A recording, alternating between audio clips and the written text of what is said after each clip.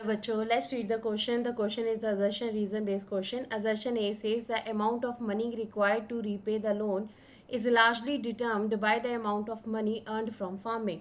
Question हमसे कहा गया है कि जो भी पैसा हम लोग लोन को, अब एग्जांपल हम फार्मिंग की लेते हैं कि फार्मिंग के लिए आपने लोन लिया है, उसको रीपे करना है, तो उसके लिए आपका जो रीपेमेंट है वो डिपेंड करती है कि आपने जो अर्निंग की हुई है फार्मिंग से, उसके ऊपर डिपेंड करती है. रीजन आर कहता है कि whether credit is useful or not depends on the risk in the situation and whether or not there is some form of support in the case of a loss. देखिए, reason कहता है कि credit आपके लिए useful है या नहीं, ये डिपेंड करता है कि जो सिचुएशन है उसमें कितना रिस्क है, कितना जो है खतरा है आपके पास.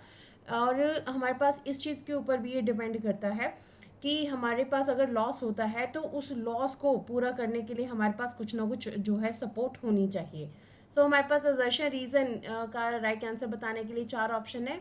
ए says both A and R are true and R is the correct explanation of A. B says A and R are true and R is not the correct explanation of A. C says A is true but R is false. D says A is false but R is true. Let's read about the answer. सबसे पहले assertion के बारे में बात करते हैं. अब assertion में क्रेडिट की बात की गई है, तो क्रेडिट क्या होता है हमारे पास?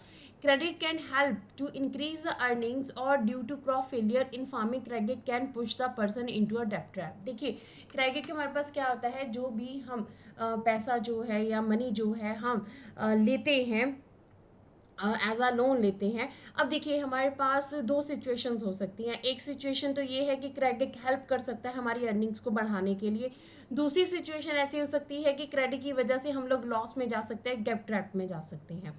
अब देखिए, क्रेडिट के साथ हम लोग अर्निंग्स को कैसे इंक्रीज कर सकते हैं. फॉर एग्जांपल, एक शॉपकीपर है, उसे अपने जो है एक अपना जो भी उसकी प्रोडक्शन है उसको बढ़ाने के लिए जो है मनी की ज़रूरत है. देन वो लोन लेता है और अपनी प्रोडक्शन करने के बाद, अपने लेबर के पैसे देने के बाद, उसके पास जो भी जो अमाउंट बचता है तो उससे वो अपने क्रेडिट की, जो भी उसने क्रेडिट की रीपेमेंट थी वो कर देता है, विद इंटरेस्ट कर देता है. तो इस तरह से क्या होगा, उसकी अर्निंग्स को बढ़ाने के लिए क्रेडिट हेल्प कर रहा है. दूसरी तरफ अगर हम फार्मिंग की सिचुएशन लेते हैं कि अगर मान लीजिए कोई फार्मर है, उसने फार्मिंग के लिए जो है लोन लिया है, बट अब उसकी जो क्रॉप है वो अच्छी नहीं हुई, उसकी फसलें जो है वो अच्छी नहीं हुई, जिसकी वजह से क्या हुआ, उसकी फार्मिंग से अर्निंग नहीं हो पाएगी. अब फार्मिंग से अर्निंग नहीं हो पाएगी तो इसका मतलब क्या हुआ, वो रीपेमेंट नहीं कर सकता अपनी लोन की.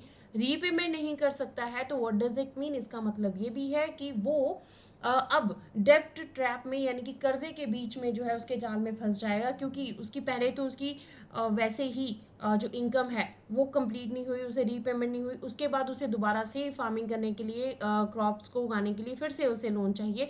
तो इस तरह से वो ऐसी सिचुएशन में फंस जाता है जहाँ से निकलना मुश्किल हो जाता है. तो हमारे पास असर्शन एक कह रहा था कि amount of money required to repay the loan is largely depend on determined by the amount of money earned from farming. तो ये बिल्कुल करेक्ट है हमारे पास.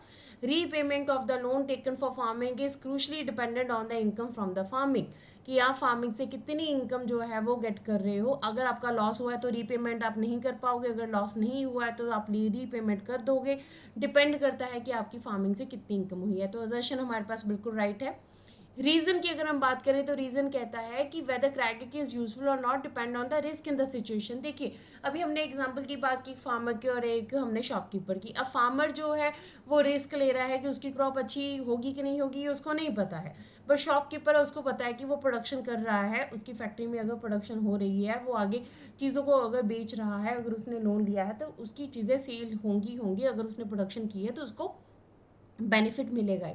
डिपेंड करता है कि रिस्क कितना है उस सिचुएशन में, क्या आप उस रिस्क से उभर पाओगे या नहीं पाओगे. अब ये चीज़ भी डिपेंड करती है, अगर आपका लॉस होता है तो आपके सपोर्ट में आपके पास कुछ है या नहीं है. अब फार्मिंग की अगर हम बात करें तो उसमें आपके पास अगर लॉस हो जाता है तो उस लॉस की भरपाई करने के लिए आपके पास अगर नहीं है, आपके पास एक्स्ट्रा जो है सपोर्ट नहीं है, तो देन आप गैप ट्रैप में चले जाओगे. अगर आप कोई अपना बिजनेस चला रहे हो, वहाँ पे आपका लॉस हुआ है, बट ये आपको पता है कि उसको आप दोबारा से अगर अपनी प्रोडक्शन प्रोसेस करोगे तो दोबारा से आपका जो है बेनिफिट हो जाएगा. तो ये डिपेंड करता है कि हमारे पास रिस्क की सिचुएशन जो है वो कैसी है, आप कितना रिस्क जो है वो ले रहे हैं, और अगर आपका लॉस होता है तो पीछे आपका कोई सपोर्ट करने वाली आपके पास मेथड है या नहीं है, कोई फॉर्म है या नहीं है. इस तरह से असर्शन भी राइट है हमारे पास, रीज़न भी राइट है. So then what the answer will be, A and R are true and R is the correct explanation of A. A और R जो है दोनों true हैं और R जो है वो correct explanation है A की. So this is the answer of the question, option A.